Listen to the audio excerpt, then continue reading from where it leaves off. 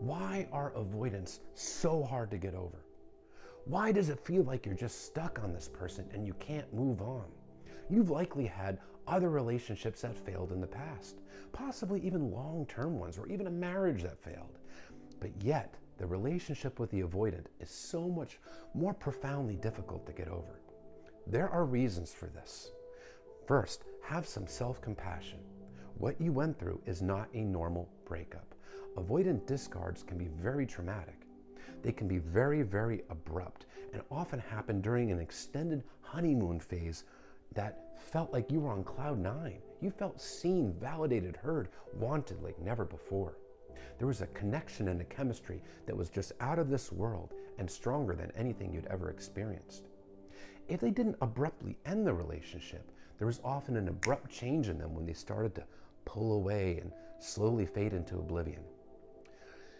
And this comes at a time where everything feels great. In a normal breakup, there's usually dissatisfaction that was communicated about the relationship. One or both parties had expressed frustrations and issues. It's not blindsiding. People are drifting apart. It's been well known that the relationship is on the rocks. It may have even been unhealthy. So the ending is not a surprise. With an avoidant, the ending is a surprise because everything felt great.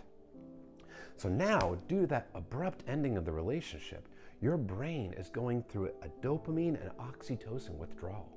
Those are the feel-good hormones that go off in the brain when you're in a relationship, especially in the honeymoon stage. They suddenly end without warning.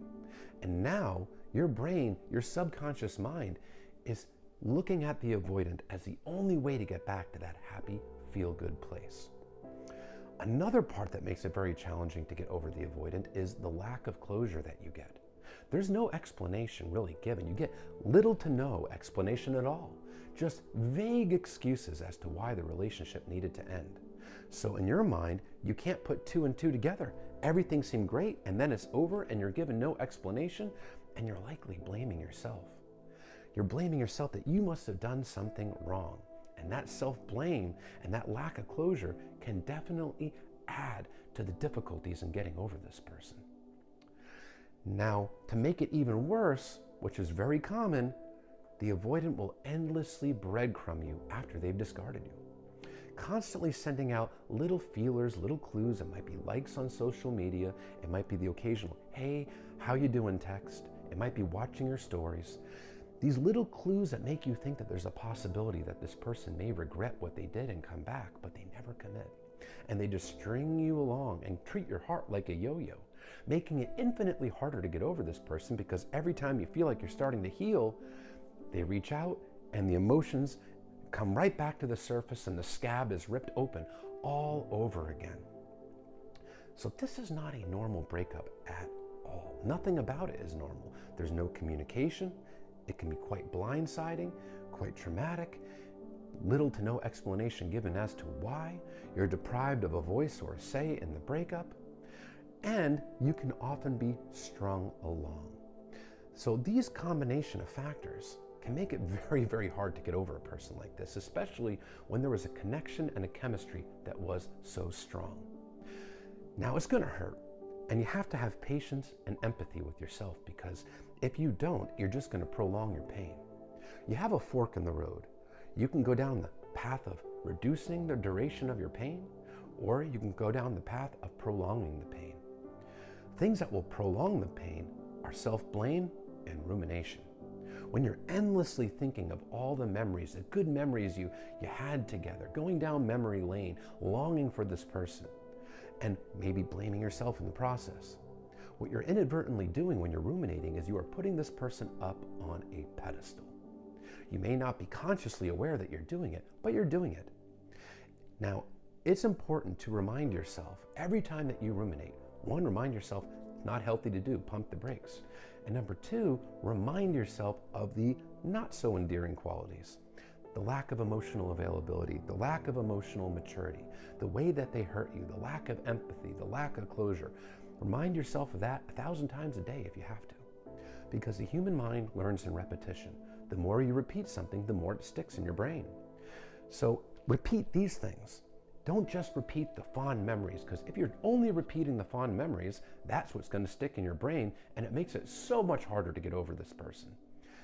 But as you repeat the other qualities that aren't so great, it helps take them off the pedestal, and it helps provide a proper context for this person. So now you're seeing them in a proper light. Sure, they have some good qualities, but they also have some really bad ones that make them not such a great partner and not relationship material. And when you see them in proper context, it's easier to emotionally detach and move on. Also, it's important to give yourself closure. Their lack of closure is your closure. This is a person that's shown themselves to be emotionally immature, emotionally unavailable, and selfish, because ultimately they were only considering their own feelings, their own perceived wants and needs. They weren't considering yours. Because if they were considering and prioritizing you, they wouldn't have abruptly ended the relationship or slow faded out in the way that they did. And lastly, end the self-blame. You were not responsible for this person's behavior. If you were a kind, loving partner and the relationship ended with no explanation, that's not your fault. That's a reflection of them. It's a reflection of their unhealed attachment wounds and their character. When you intellectually and emotionally understand that it's not your fault, and you stop the rumination, and you give yourself closure, that's the magic recipe for healing and moving on. There are emotionally available people out there. There are people that would never do this. But your boundaries, your limits, holding those boundaries are how you are going to protect yourself from going through this again, and also make yourself available for when the right person comes along. Because your boundaries will free you up from being tied into relationships that are unhealthy with emotionally unavailable, selfish partners. And since you're not going to be in an unhealthy situation because your boundaries won't allow it, you'll be free to meet the right person when they are available, and you'll both be available at the same time. Your boundaries are your sword and shield. So have some kindness for yourself. Have some empathy. Have some self-compassion. Because what you went through is not normal. Don't beat yourself up. Focus on the way to move forward. And also, during this process, focus on things that improve your life. Put energy into things like friends, hobbies, your career, your family. Learn something new. Learn to play guitar. Learn to do something fun. Learn a new language. Do something that will show progress in your life, and that's a good reward system, a dopamine reward for yourself, to replace that lost dopamine from the relationship. Take care of yourself and be kind to yourself.